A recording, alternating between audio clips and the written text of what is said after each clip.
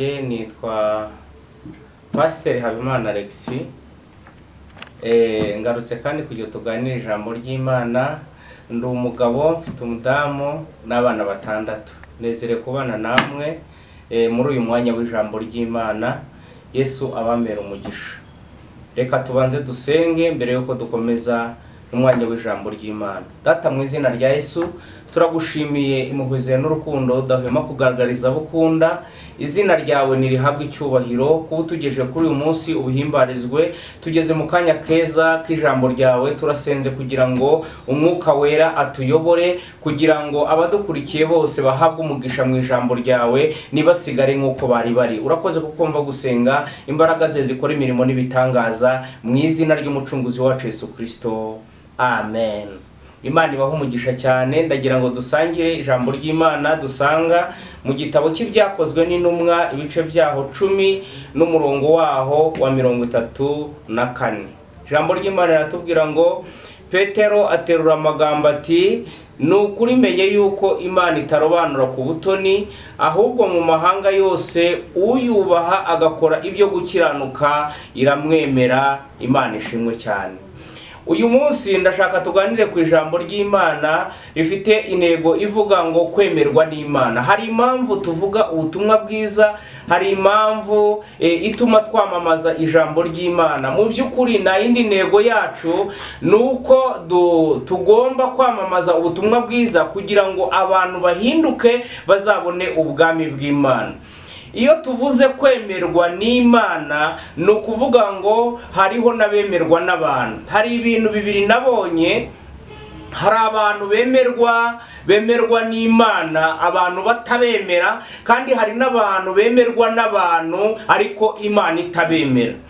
Petero ubwo yarariho ahamagarwa n'Imana cyangwa ari umukozi w'Imana, iyo dukomeje gusoma muri ibyo bice 10 tubona umugabo witwa Korneliyo wasengaga akagira n'ubuntu bwinshi, agakomeza gusenga. Bibiliya iravuga ngo ku mugaragaro asenga nka buri munsi, asenga nk'uko bisanzwe. Abona marayika aje amusanga ngari gusenga ku isaha ya 9, aramubwira ngo Korneliyo, gusenga kwawe n'ubuntu bwawe byazamutse ku burwibutsi imbere y'Imana. Ibyo bisobanura ngo gusenga kwacu, umuntu uburyo bwose yasengamo kabone naho yaba atazi byinshi mu gusenga, ariko asenga bisobanura ngo bifite umumaro mwinshi. Umuririmbyi yararirimbye aravuga ngo ndetse n'umwana mutoya uzi gusenga ntabwo azagira ubwoba, azafashwa no gusenga. Nukuvuga ngo mu gusenga hajya habonekamo ubutabazi, mu gusenga hajya habonekamo gusobanukirwa. Buri muntu wese ndamukangurira gusenga, nubwo atariyo ntego dufite uyu munsi. Dufite intego ivuga ngo kwemerwa n'Imana. Rero Petero nawe Imana, uyu Korneliyo aratumwa, aramubwira ngo natumire Petero aho acumbitse ku muhazi kugira ngo amusobanure, amumenyeshe amagambo y'Imana. Korneliyo bigaragara yari umusirikare utwara abasirikare, yari umwafande wari uyoboye ingabo. Bibiliya iratubwira ngo atumira abantu arabegeranya. Petero ahageze aramubwira ngo abwira Petero, aramubwira ngo turi hano twese turindiriye kumva icyo Imana yagushyizemo kugira ngo utubwire. Petero niho yateruye amagambo aravuga ngo nukuri menye neza yuko Imana itarobanura ku butoni, ahubwo mu mahanga yose uyubaha agakora ibyo gukiranuka Imana iramwemera.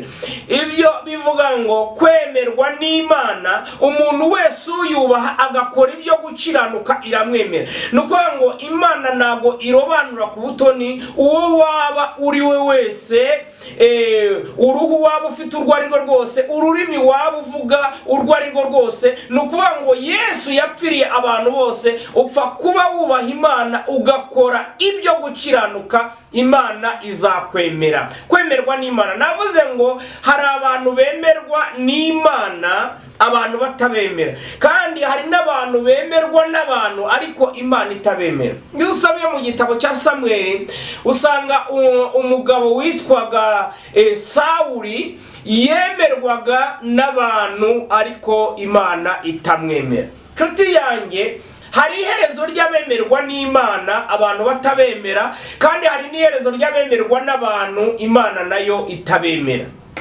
Niyo mpamvu byiza ari uko dukwiriye kubaho mu buzima, mu mirimo yacu dukora, mu murimo wahamagariwe uwo ari wo wose, waba uri umuririmbyi, waba ushumbye itorero, waba uri umuhanuzi, imirimo waba ukora yose urakwiriye kuyikora ariko wemerwa n'Imana. Sawuli yari umwami w'Abisiraheli, yari yaratoranijwe n'Imana kugira ngo akize Abayisiraheli, abayobore. Yari yaratoranijwe n'Imana, ariko Sawuli akora ibyaha byatumye Imana itandukana nawe. Mu mvugo nkunda kumva hirya no hino bakunda kuvuga ngo wabwira umuntu ikintu akavuga ngo sindoga, sinica, sinsambana. Ibyaha wagira ngo ni bitatu, ariko Sawuli yakoze udukosa tubiri. Ikosa rya mbere yakoze rimutandukanya n'Imana, yagize ubwira ni ugukora ibintu, yakoze ibintu atari yemerewe gukora, atahamagariwe. Uzasanga kenshi muri iki gihe abantu mu matorero menshi bishyiraho icyo nakwita umuvumo, kwinjira mu bintu bitabareba, ugasanga umuntu wenda ni umuririmbyi ariko agashaka kwinjira bibera mu bashumba, bibera, ariko mu by'ukuri ntabwo byari biza. Wari ukwiriye guhagarara mu nshingano zawe Imana yaguhamagariye, ugakora ibyo ushinzwe, kuko Sawuli mu byo yazize mu kwinjira mu bintu atarashinzwe. Ubwo Samweli yari yamubwiye ngo tuzahurire ku kanunga kugira ngo wimikwe imbere ya rubanda dutambe ibitambo, Sawuli ngo ahageze abona Samweli aratinze, atangira gutamba ibitambo, ariko mu by'ukuri atari umutambi. Imana ishyiraho akabazo. Buriya iyo winjiye mu bintu bitakureba bishobora kugukururira mu bibazo, ibyo bibazo bikakubera ibindi. Icyaha cyitwa kutumvira Imana. Nimba mu buzima bwawe ubaho utumvira Imana, ukayoborwa n'ibitekerezo byawe, ukayoborwa n'amarangamutima yawe, uzatandukana n'Imana. Bibiliya iravuga ngo Sawuli yayoboye imyaka 42, ariko imyaka 2 niyo yayoboye yemerwa n'Imana, 40 yose yari imfabuza. Ariko nibyamubuzaga gutera akanesha, agakoreshwa imirimo n'ibitangaza, ariko mu by'ukuri Imana itamwemera. Nshuti y'umusaraba, nawe birashoboka ko ari imirimo waba ukora ariko mu by'ukuri Imana itakwemera. Uyu munsi ndakwifuriza kugira ngo wemerwe n'Imana. Bibiliya itwereka undi mugabo witwa Dawidi. Dawidi yari umwana mutoya ubwo umuhanuzi Samweli yatumaga kwa Yesayi kugira ngo amubwire yuko mu muryango we hari umuhungu. Bazanye abahungu be 7, niko Bibiliya ivuga, barabatondekanya. Nukuvuga ngo Dawidi yemerwaga n'Imana, ariko bene se batamwemera. Bo ntago bamwemeraga, ariko Imana yaramwemeraga. Iyaba baramwemeraga, ngira ngo papa wabo uyu musaza ari kuzana nawe akamushyiraho, ariko kuko atamubonagamo icyo kintu. Imana ishimwe. Turashimira Imana yuko ibyo abantu batatubonamo Imana ibitubonamo. Haleluya. Ibyo abantu batakubonamo Imana yo yabikubonamo. Bibiliya irambwira ngo ntago bamwemeraga, ntibamwumvaga, bageza batondekanya bose Imana irabagaya, ariko kugeza abantu zavuze ngo ntacyo turi bukore n'uyu muhungu atarahagera. Mugeraje ngo mbese nta wundi usigaye. Dawidi yemerwaga n'Imana, ariko abantu batamwemera. Nshuti z'umusaraba, Sawuli yaje gupfa, agwa ku rugamba, apfana n'abana be bose n'abahungu be n'umuhungu we Yonatani, barapfa. Iherezo ryabo riba ribi cyane. Ariko Dawidi wemerwaga n'Imana ku ngoma ye, igihe cyo gutanga kigeze, Imana ivuga ibyiza ku buzima bwe ndetse no ku bana be. Nshuti y'umusaraba, nuko utemerwa n'Imana uzasigara mu isi, ariko nimba wemerwa n'Imana nukuri ufite ubugingo buhoraho. Ndakubwira ngo mu mirimo yose ukora uharanire kwemerwa n'Imana, mu buzima bwawe bwa buri munsi uharanire kwemerwa n'Imana.